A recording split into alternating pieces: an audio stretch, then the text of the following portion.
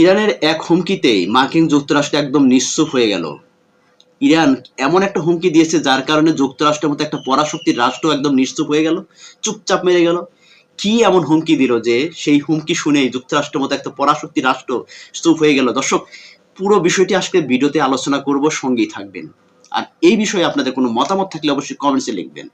কারণ ইরানের পক্ষ থেকে ইতিমধ্যে একটি ঘোষণা আসছে, যখন যুক্তরাষ্ট্র এবং ইরানের মধ্যে যুদ্ধ পরিস্থিতি নিয়ে বেশ উত্তেজনা, যুক্তরাষ্ট্রের প্রেসিডেন্ট ডোনাল্ড ট্রাম্প বিভিন্ন রকমের হামকি দামকি এই সমস্ত করে যাচ্ছে, আবার যুদ্ধ বিরতির জন্য আলোচনা করে যাচ্ছে এবং সেখানে বৈঠক করার একটা সিদ্ধান্ত নিয়েছে। এই সমস্ত বিষয়ের মধ্যে দিয়ে যখন ইরান দেখলো যে ট্রাম্পের এই সমস্ত হামকি তামকি বন্ধ করার জন্য ইরানের সেই শেষ যে অস্ত্রটা, শেষ যে যুদ্ধের যে তাদের মূল শক্তিটা, সেটা প্রয়োগ করতে হবে।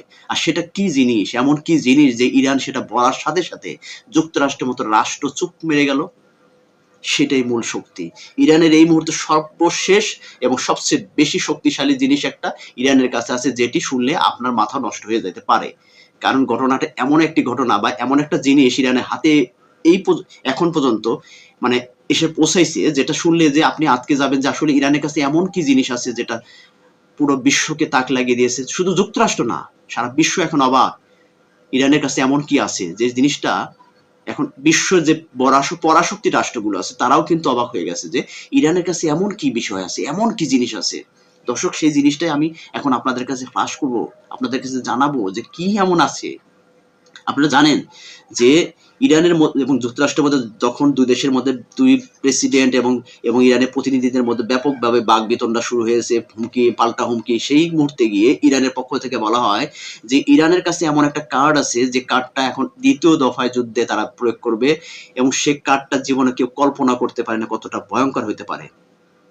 এটা যখন ঘোষণা আসলো তখন প্রেসিডেন্টের মাথা, অর্থাৎ যুক্তরাষ্ট্রের প্রেসিডেন্ট ডোনাল্ড ট্রাম্পের মাথা নষ্ট হয়ে গেল যে ইরানের কাছে কি এমন অস্ত্র আছে, কি এমন আছে জিনিস আছে যেটা নাকি জীবনে কেউ কল্পনা করতে পারেনি সেটা প্রয়োগ করবে। এই ঘোষণা শোনার পরে বিশ্বের যে পরাশক্তি রাষ্ট্র তাদের মাথাটাও কিছুটা নষ্ট হয়ে গেছে।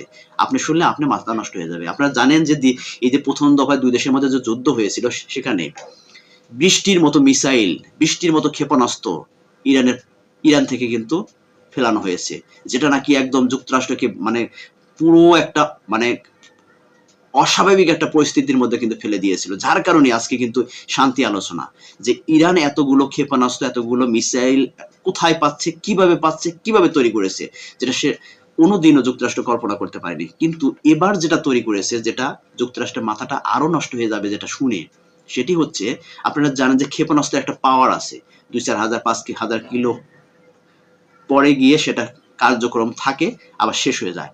কিন্তু ইরান এবং নতুন একটা ক্ষেপণাস্ত্র তৈরি করছে, যেটা নাকি ইরান থেকে সরাসরি মার্কিন যুক্তরাষ্ট্রে গিয়ে আঘাত হানতে পারে, এরকম একটা ক্ষেপণাস্ত্র তৈরি করে ফেলেছে, যেটার প্রদর্শন ইতিমধ্যে ইরানের বিভিন্ন শহরগুলোতে হচ্ছে। ক্ষেপণাস্ত্রের প্রদর্শন যখন হচ্ছে তখন এটার ক্ষমতা প্রকাশ করেছে ইরানের পক্ষ থেকে। সেটি হচ্ছে যে 12 থেকে 14 হাজার কিলোমিটার দূরত্বে গিয়ে এই ক্ষেপণাস্ত্র কার্যক্রম থাকতে পারে। 12 থেকে 14 হাজার কিলো, একটা দুইটা কিলো না রে ভাই। যেটা মার্কিন যুক্তরাষ্ট্রের মার্কিন যুক্তরাষ্ট্রের যে যেখানে ইয়া ইরান থেকে যে দূরত্বটা, সরাসরি ইরান থেকে মার্কিন যুক্তরাষ্ট্রকে আঘাত হানতে পারে এরকম ক্ষেপণাস্ত্র ইরানের কাছে এখন মজুদ আছে এবং ইরান সেটা আবিষ্কার করে ফেলেছে। এই কথা যখন ট্রাম্প প্রশাসন যখন শুনতে পেরেছে যে ইরানের কাছে এমন একটা ক্ষেপণাস্ত্র আছে, যে ক্ষেপণাস্ত্র নাকি ইরান থেকে সরাসরি মার্কিন ভূমিতে আঘাত করতে পারে।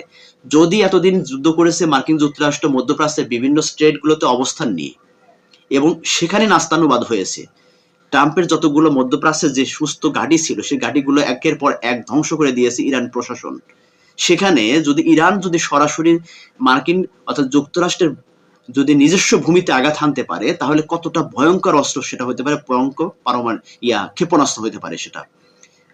12 থেকে 14 হাজার কিলো ফাঁকে গিয়ে যেটা আঘাত হানতে পারে যে সমস্ত ক্ষেপণাস্ত্র, তাহলে কতটা শক্তিশালী, যেটা শুধু ইরান এই যুক্তরাষ্ট্র না, যুক্তরাষ্ট্রের পাশাপাশি অন্যান্য পরাশক্তি যে সমস্ত রাষ্ট্রগুলো আছে তারাও অবাক হয়ে গেছে যে এত পাওয়ারফুল ক্ষেপণাস্ত্র ইরান কিভাবে তৈরি করলো। আর এটাই হচ্ছে ইরানের সবচেয়ে বড় কার্ড। আর এই কার্ডটাই সে ব্যবহার করতে চাইছে যে এমন একটা কার্ড আমাদের কাছে আছে যে কার্ড কেউ কোনোদিন কল্পনাও করতে পারেনি।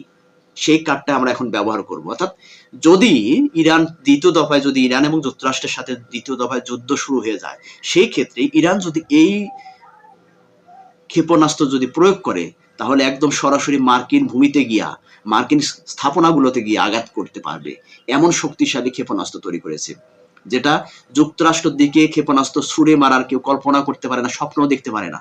সেটা ইরান আবিষ্কার করে ফেলেছে। দেখেন ইরানের অবস্থান কোথায় আর যুক্তরাষ্ট্রের অবস্থান কোথায়, হাজার হাজার কিলোমিটার ফাঁকে। আর সেই রকম শক্তিশালী ক্ষেপণাস্ত্র ইরান তৈরি করে ফেলেছে। 14,000 কিলোমিটার ফাঁকে গিয়ে পড়বে। আর যুক্তরাষ্ট্রের দূরত্ব কিন্তু 14,000 কিলো না, তার অনেক আগেই যুক্তরাষ্ট্রের সীমানা থেকে ইরানের সীমানা দূরবর্তী একটা জায়গা। এই জায়গাটাকে যখন গিয়ে ইরানি ক্ষেপণাস্ত্র যখন হামলা করবে, আঘাত করবে, তখন কি অবস্থা হইতে পারে। যুক্তরাষ্ট্রের যে বড় বড় শহরগুলো আছে, একদম গুড়িয়ে দিতে সক্ষম এই ক্ষেপণাস্ত্রগুলি। ঘটনাটা আসলে কিন্তু আশ্চর্যজনক। এটা শুনে হয়তো আপনি প্রশ্ন করতে পারেন, আপনার মনে প্রশ্ন জাগতে পারে, এটা কি আদৌ সম্ভব? পৃথিবীতে এমন কোনো কিছু অসম্ভব আছে ভাই? পৃথিবীতে এমন অস্ত্র তৈরি হচ্ছে যেটা আমি সবাই শুনে তো আটকে যায়। আসলে কি ধরনের অস্ত্র, অত্যাধুনিক অস্ত্রগুলো তৈরি হচ্ছে? এটাও সম্ভব। ইরান থেকে যুক্তরাষ্ট্রে ক্ষেপণাস্ত্র গিয়ে আঘাত হানতে পারে, এটা কি অসম্ভব কিছু? অসম্ভব বলতে কিছু নেই ভাই। এটা ইরান আবিষ্কার করে দেখিয়ে দিয়েছে, সেটা সময় মতো প্রয়োগ করবে। আর ইরানের কাছে এখন বর্তমানে সবচেয়ে গুরুত্বপূর্ণ কার্ডই হচ্ছে এটা। আর যার কারণে যুক্তরাষ্ট্রের পক্ষ থেকে অনির্দিষ্টকালের যুদ্ধবিরতির ঘোষণা দেওয়া হয়েছে। এমনিতে দেয় নাই মার্কিন যুক্তরাষ্ট্র, কারণ এটা একটা তথ্য বের হয়ে, আরেকটি গোপন যেটা বিষয়টি হচ্ছে, সেটি হচ্ছে যে এমন একটা গোপন রিপোর্ট আসছে, সেটি হচ্ছে যে ইরানের সাথে যুক্তরাষ্ট্র যুদ্ধে গিয়ে যুক্তরাষ্ট্রের যে মজুতকৃত যে সমস্ত অস্ত্র সরঞ্জাম ছিল, কারণ যুক্তরাষ্ট্র শুধু তো ইরানের সাথে যুদ্ধে নাই, সারা ওয়ার্ল্ডের অনেক রাষ্ট্রের সাথে সে যুদ্ধ বাজিয়ে রাখে একের পর এক, এবং সেখানে গিয়ে মাতবাড়ি দাদাগিরি সবকিছু করতে থাকে। এরকম যদি করতে থাকে, তাহলে উৎপাদনের সাথে খরচটা যদি বেশি হয়ে যায়, সেক্ষেত্রে তো তারা সমস্যা পড়বে। এরকম একটা পরিস্থিতির মধ্যে পড়ে গেছে যুক্তরাষ্ট্র, কারণ ইরানের সাথে যুদ্ধে এসে এই মুহূর্তে যুক্তরাষ্ট্রের যে মজুতকৃত যে সমস্ত অস্ত্র সরঞ্জাম ছিল, অনেকটা হ্রাস পেয়েছে। যার কারণে তারা বুঝতে পারছে যে দ্বিতীয় দফায় যদি ইরানের পুরো এখন হামলা করতে চায়, ইরান যদি পাল্টা আক্রমণ করতে থাকে, তাহলে সেটা প্রতিরোধ করার মতো সক্ষমতা যুক্তরাষ্ট্র থাকবে না। তাই এই যুদ্ধবিরতির আলোচনার পিছনে যুক্তরাষ্ট্র নিজেদের অস্ত্র মজুত করতেছে এবং সেটা নতুন করে আবার তৈরি করতেছে। যার কারণে তখন তারা যখন স্বয়ংসম্পূর্ণ হয়ে যাবে, আবার ইরানের পাল্টা আক্রমণ করবে, এটাই স্বাভাবিক।